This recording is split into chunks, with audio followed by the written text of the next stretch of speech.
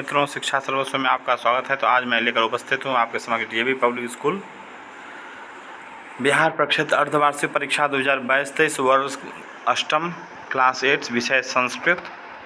तो आप देखेंगे यहाँ पर में सबसे पहले अपठित अवबोधन है। अपठित अवबोधन यहाँ 10 अंक का दिया गया है। तो करेक्ट अधोलिखितम अनुच्छेदम पठित्वा प्रश्नान उत्तरतः। अधोलिखित जो यहाँ अनुच्छेद दिया गया है पैसेज, उसको देख करके और इसके माध्यम से आपको एक पद में और पूर्ण वाक्य में क्वेश्चन आंसर निकालना है। क्या हो जाएगा? एक पदेन उत्तरतः तो कः अस्तम गच्छति सूर्यः, के स्वनिडानि गच्छन्ति तो खगाः, कानि मलानानि भवन्ति तो कमलानि, बालकाः कुतः गृहम् आगच्छन्ति तो क्रीडा क्षेत्रात्, रात्रौ उलूकाः कुत्र भ्रमन्ति इतस्ततः, रात्रौ कस्य राज्यं भवति सर्वत्र अंधकारस्य। निर्देशानुसारम् उत्तरतः। भ्रमन्ति इति क्रियापदस्य कर्तृपदं किं? तो उलूकाः ते विविधान् आहारान् खादन्ति इति वाक्ये विविधान् इति विशेषणपदस्य विशेष्यपदं किम्? आहारान्। सूर्यः तु अस्तं गच्छति, अस्मिन् वाक्ये अव्ययपदं किं? तो यहाँ पर में तू शब्द हो जाएगा अव्यय। पथिकाः इति कर्तृपदस्य क्रियापदं किं? तो तिष्ठन्ति, पथिकाः तिष्ठन्ति।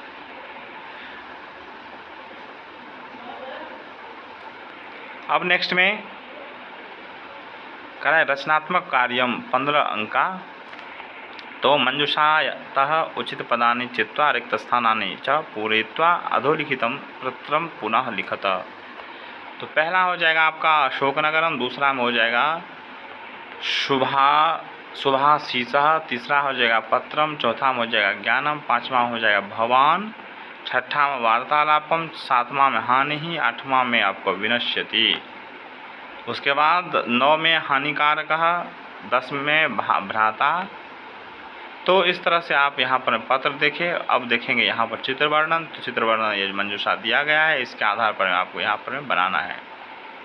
ठीक है, चलिए अब हम देखेंगे आगे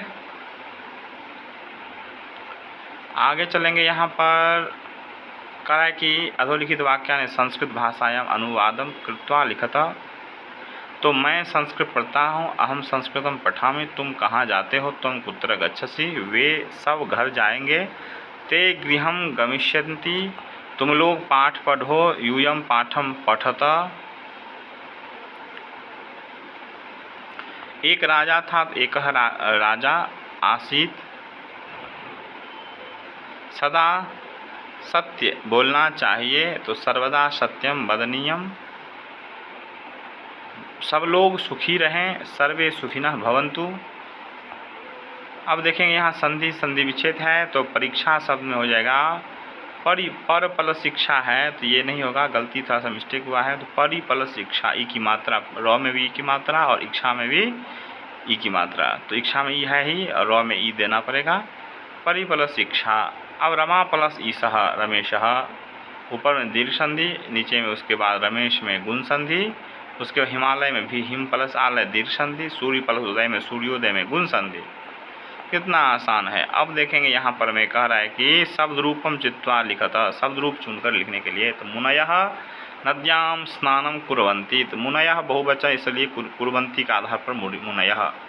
रसम पिब, तो फलानाम। अब आस्ताम रामस्य पुत्रौ, तानि फलानि मधुरानि सन्ति। उसके बाद तब पितुः नाम किम अस्ति। अब नेक्स्ट में कह रहा है कि यहाँ संख्यापद एका बालिका अस्ति, द्वौ छात्रौ अस्तः, चत्वारः पादाः सन्ति और पंचत्रिंशत् जनाः सन्ति। अब देखेंगे कह रहा है कि रेखांकित तत्कारणम च लिखत। इसका क्या उपपद विभक्ति जो बताए थे, उपपद विभक्ति रेखांकित पदेषु, वीडियो में जो उपपद विभक्ति बताए हैं, एक वीडियो बना हुआ है उपपद विभक्ति का। तो रेखांकित पदेषु प्रयुक्तम विभक्ति तत्कारणम च लिखत। तो अलम कलहेन, तो अलम योगे तृतीया विभक्ति। बालकाय दुग्धम रोचते, तो रुच योगे चतुर्थी विभक्ति। मातरम प्रति गच्छति धावति तो प्रति योगे द्वितीया विभक्ति।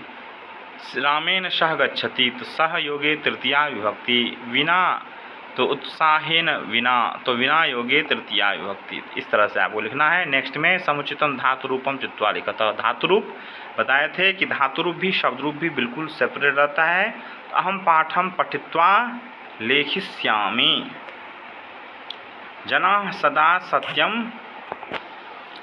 सदा सत्यम वदन्ति। अब देखेंगे यहाँ पर मैं अहम शीघ्रम कार्यम करोमि। बालकाः गृहं गमिष्यन्ति। शिष्यः गुरुं सेवते। अब यहाँ पर मैं कह रहा है आपको प्रत्यय को तोड़ने जोड़ने के लिए पठ प्लस कत्वा हो जाएगा पठित्वा। प्र प्लस आप प्लस लिया प्रणम्य प्राप्य। उसके बाद दत्वा दा धातु से कत्वा प्रत्यय दत्वा हो जाएगा। दा प्लस कत्वा। गम प्लस सत्री तो क्या हो जाएगा गच्छन। सर्वत्र अब अव्यय शब्द का रहा है यहाँ पर मैं अव्यय शब्द को चयन करके मंजूषा से लिखने के लिए। मंजूषा ने यहाँ ऑप्शन दिया गया है। तो ईश्वरः अव्यय पद रिक्त स्थान प्रदत्त विकल्पेभ्यः उचितम अव्यय पदम। यस अव्यय पद ही है। तो ईश्वरः सर्वत्र अस्ति सर्वत्र हो जाएगा। वने पशवः इतस्ततः भ्रमन्ति। उसके बाद नेक्स्ट में इतस्ततः विवादेन अलम बताए थे। नेक्स्ट में कह रहा है कि उपसर्ग संयोज्य उपसर्ग को जोड़ना और तोड़ना। तो अवगच्छति अव प्लस गच्छति उपसर्ग भी बता दिए थे आप लोगों को। उपसर्ग में प्लस करना है और जोड़ देना है। अव प्लस गच्छति अनु प्लस वदति आनयति आ प्लस नयति। ओके चलिए अब नेक्स्ट में कह रहा है कि आपको पठित अवबोधन 30 अंक का है। ये पैसे दिया हुआ है पठित पैसे चटका और कौवा वाला। इससे आपको पैसे से प्रश्न निकालना है। तो कह लज्जितः भवति तो काकः कस्या समीपम गच्छत् चटकाया चटका काकम काम त्यक्तुम कथयति लज्जाम त्यक्तुम। पूर्ण वाक्य में कह रहा है वर्षा काले किम नष्टम अभवत् तो काकस्य गृहम अन्ते काकः किम चिन्तयन्ति। तो अहम तो स्वकार्ये व्यस्त अस्मि। अहम तो स्वार्थी अस्मि। चटका किम अरचयत तो नवीनम गृहम अरचयत। अब यहाँ पर देख कर आरभ्य अस्य पदस्य किम विलोम पदम गद्यांश से प्रयुक्तम तो समाप्तः। खिन्नः काकः अस्मिन् वाक्ये विशेष्य पदम किम तो काकः। चटका तस्य स्वागतम करोति अस्मिन् वाक्ये क्रियापदम किम तो करोति। अब देखेंगे कार्य अधोलिखित श्लोकम पठित्वा श्लोक को पढ़ करके उससे उत्तर निकालना है। तो क्या था अधमा धनमिच्छन्ति धनम मानम च मध्यमा और उत्तमा मानमिच्छन्ति मानो ही माताम धनम। इससे भी आप लोगों को बताए थे कि चैप्टर से आएगा ही आएगा। तो एक पदेन उत्तरता के धनम इच्छन्ति तो अधमा मानम के इच्छन्ति तो उत्तमा उत्तमा किम इच्छन्ति तो मानम।